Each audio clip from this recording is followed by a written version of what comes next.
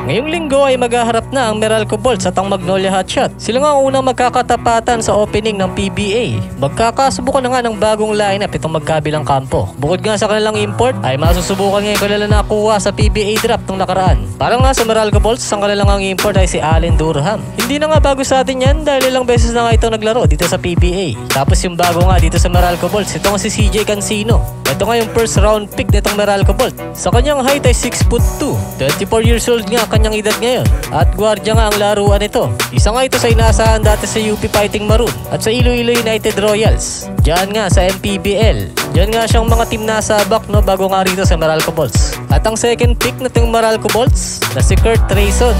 Ang average height nga ito ay 5'9". Another point guard na naman nga para sa Meralco Bolts. Tapos yung third pick naman nila ay si JP Magaliano. At yung fourth pick naman nila ay si Jordan Bartlett. Yun nga lang, wala pa sila sa roster nitong Meralco Bolts. Yung 3 at 4th pick nila. So mas confident na maglalaro itong Meralco Bolts dahil sila ngayon nagkampiyon sa nakaraang season.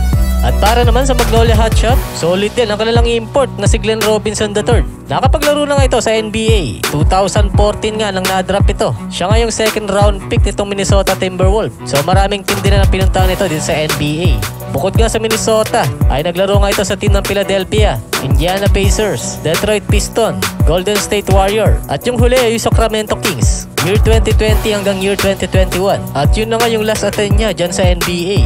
At sa kanyang posisyon, small forward nga at shooting guard yung kanyang laruan. At pagdating naman sa kanyang listed height, ito nga ay 6'6". Hindi pa naman siya ganun katanda dahil 30 years old pa lang siya ngayong taon. At para naman sa mga local itong Meralco Bolts, ito nga yung mga nakuha nila sa draft pick nung nakaraan. Yung first pick nga nila ay si Jerome Lastimosa. So 26 years old pa lang ito.